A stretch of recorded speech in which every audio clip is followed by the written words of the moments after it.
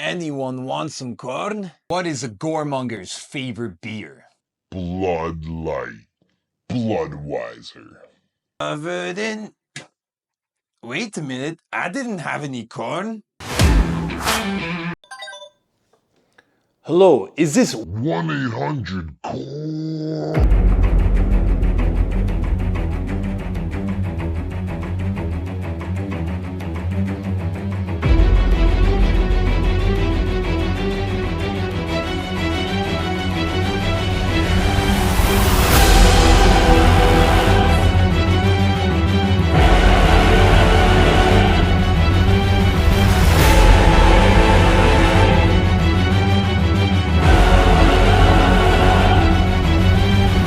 Hey guys, welcome back to Twin Hammer. Hope you enjoyed that intro. Today we're talking about Goremongers Part 2. In this video, we are going to take you through how to make a kitbash conversion for Goremongers, how to elevate that to the second level, because in Part 1, we did the first 1 hour of building with the first 1 hour of painting. And now we're going to do an hour of building a really sweet display board right here. I'm going to show you this on a time lapse, and then we are going to go through how I elevated the painting and built our layer very easily in the process. And then we're going to talk a little bit about Goremonger rules, because this past weekend we won a golden ticket with Goremongers, and we also won Best in Faction Chaos at the world's best tournament, Chimera. It's in Ontario, it's in Waterloo. Chimera is an amazing game store. We had a grand tournament in Kill Team, and so we are going to take you through how to master the Goremongers, what I did in battling. And it's going to be a little bit of a Goremonger fest here. We've got our hobby, we've got our gaming, and we're going to celebrate the tournament scene in Ontario. James, TJ, you guys are the best in Chimera. We're going to show some footage of the Chimera tournament here and the absolute love fest and gore fest that it was. It was just an amazing competitive environment and tournament. So here we go. So as you can see right in front, we are going to be going through a time lapse of what I did. I went out to Dollarama. It's available in North America and probably in Europe as well.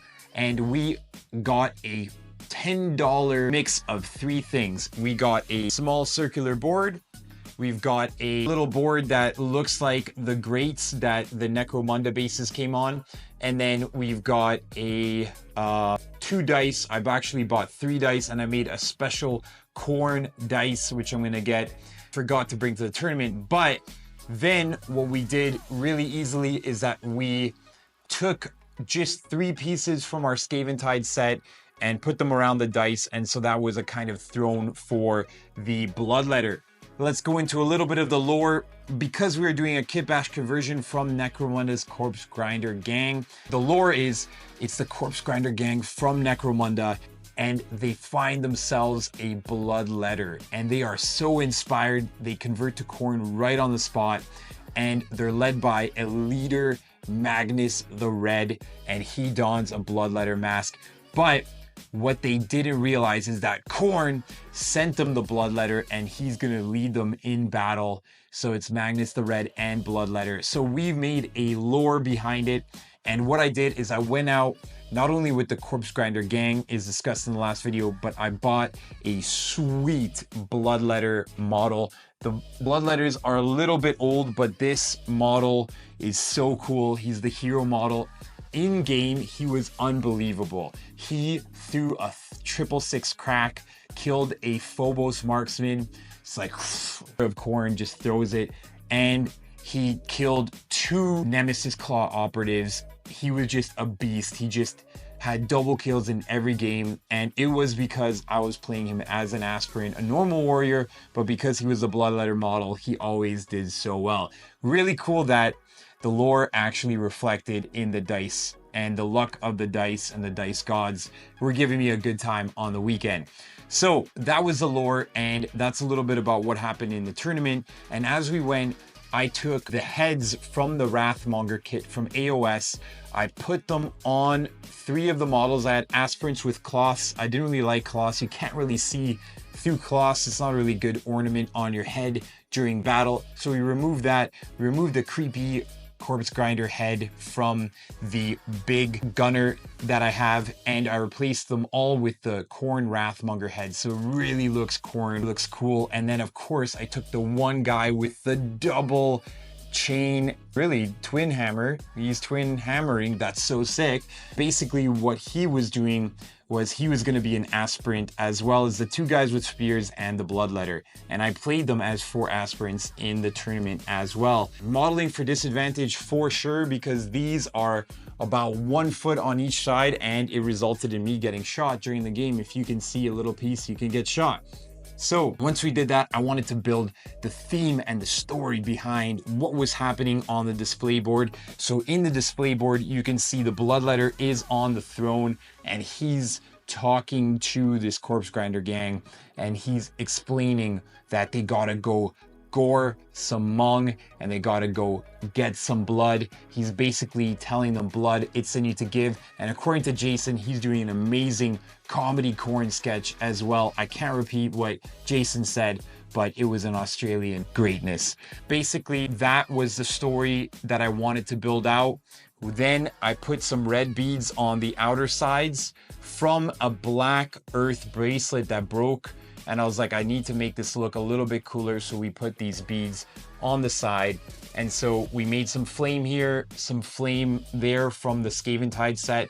And everything we did, we gave it a quick dry brush with just a cheap acrylic. And so it really gave just a darkness with some dry brush to look like metal. They're on some sort of metal platform. And that was it. Very, very, again, everything we want to do, we're not doing this full time. We have businesses to run, we have jobs to do, we have people to take care of, and this is our hobby, and we want to be able to execute quickly. So this again took me maybe an hour total to put together. We spray painted it to convert the other 3 models up and paint them. Took me another hour. And then what I did is I took my party paint, the orange paint that I have, the glow-in-the-dark paint. It goes on so well. It's just a cheap set from Amazon, but I used that to highlight the bloodletter sword so it looks like it's flaming. And then it also catches in the light. Let's find this for you. So actually it catches in the light. We got a nice little shiny glow goes on. Let me see if we can get this glow on camera.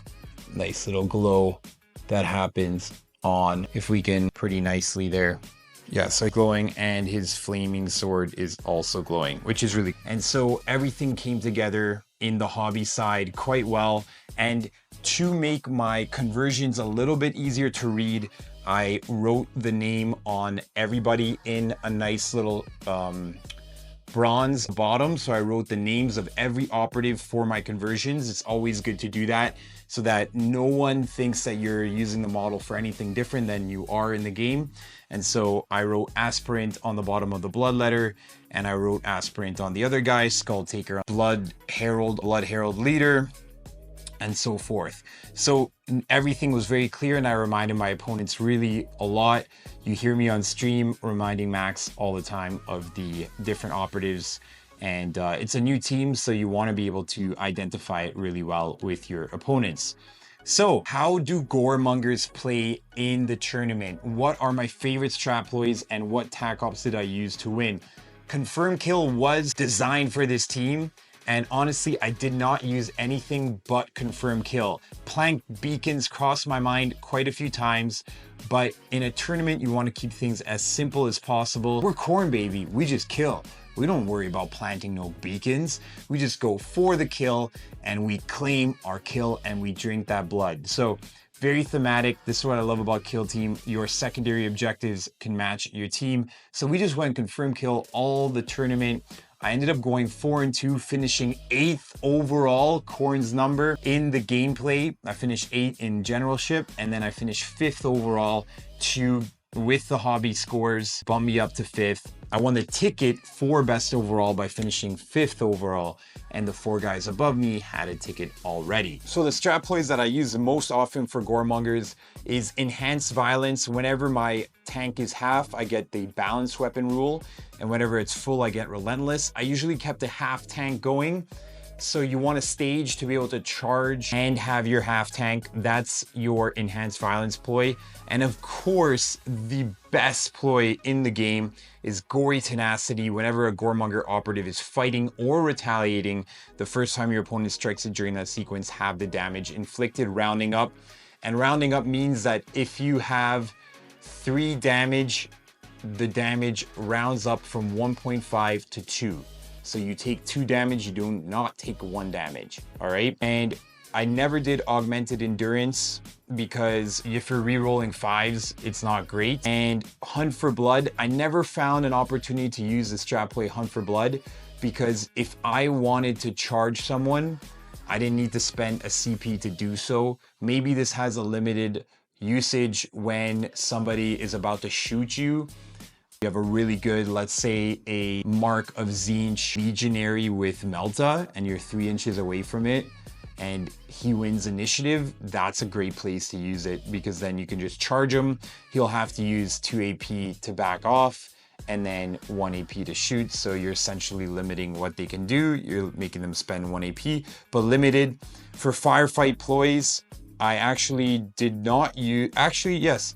For Firefight Ploys, I use Unbridled Aggression to get the Severe on my matchups that I needed the Aspirants to get double rending crits, because Severe is so great with the Aspirants.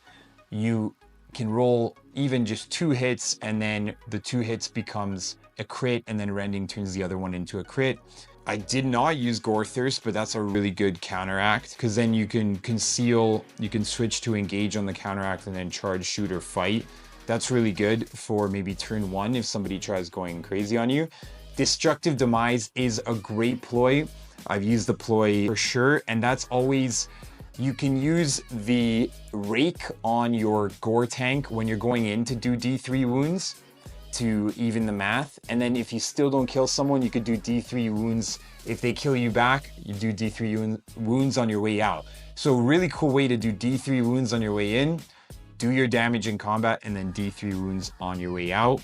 And then in terms of the faction rules, Runes of Khorne is just makes this team so good. You don't play with your butt clenched, because you can get shot in 1 turn. A lot of operatives that can shoot twice can kill you easily, but the operatives that can, like shooting teams, they really struggle because they want to kill you and take your threats off the board, but you can just take the shot, be on 2 wounds, heal up to 5 or 6 wounds, charge their not good in combat missile operatives, and then get your kills.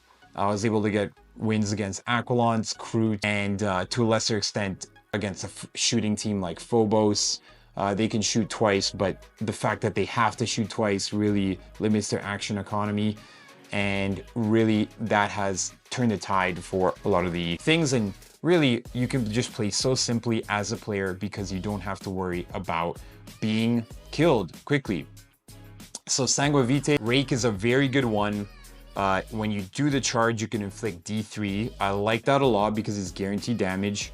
2 fight actions is classic. I use that a lot. Fury. And then Mania is amazing. I played Void Dancer, so having Mania, the 3rd APL from your Gore tank, is just incredible. It allows Goremongers to play the mission so well because we want to get up in there, we want to kill, we want to fill our Gore tank, and then you always have a 3rd APL to do something if you haven't fought twice, because you can't fight twice and get a 3rd APL, which would be 4 APL. Surge.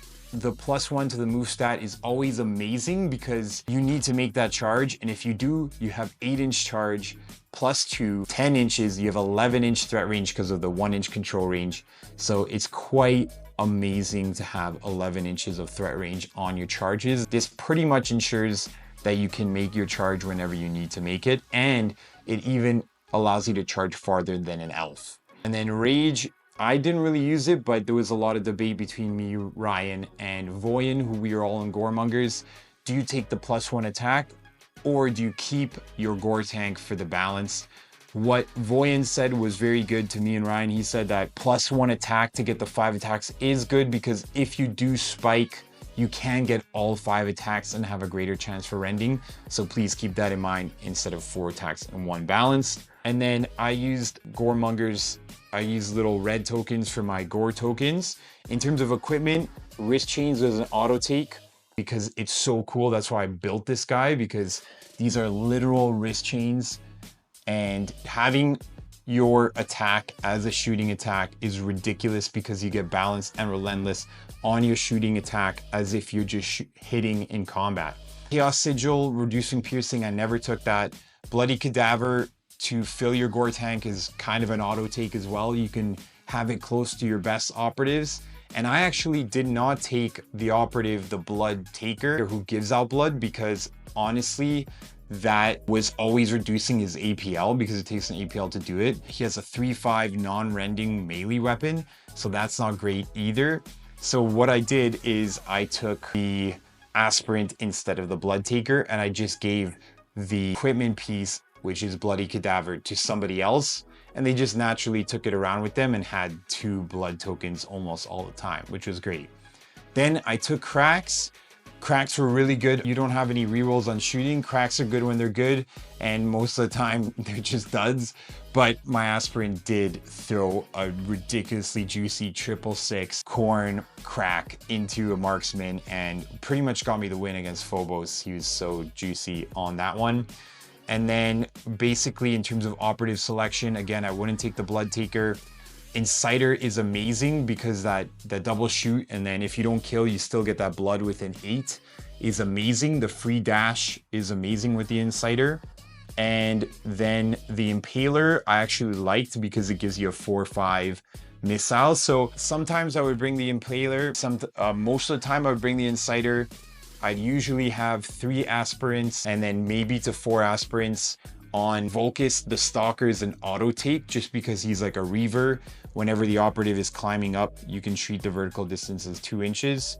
And then the Rooftop Stalker, whenever this operative is fighting during an activation, which is dropped from Vantage, the operative has Relentless. So sometimes you just go up to the Vantage to drop down because you just proc Relentless automatically. So that is what I would take in my operative selection. Again, in Into the Dark, you're probably taking the Inciter and 4 aspirants. And then on Vulcus, you're definitely taking the Stalker instead of an aspirant maybe. And then you're taking the Impaler sometimes, and most of the time the Inciter. The Inciter, a really cool tip, the Inciter actually has point blank dual auto pistols in combat, and that has Ceaseless and Rending and 3-4 damage. So they're actually even better than people expect in combat, even better than they are shooting. They're just like shooting point blank instead of using their gun butts. So really, actually, the Inciter was the MVP in my Kroot game. I had 1 flank with Kroot against an amazing Kroot player called Troy, and this Inciter was in the big room all by himself, and he killed 1 Kroot warrior. He charged and killed a sniper.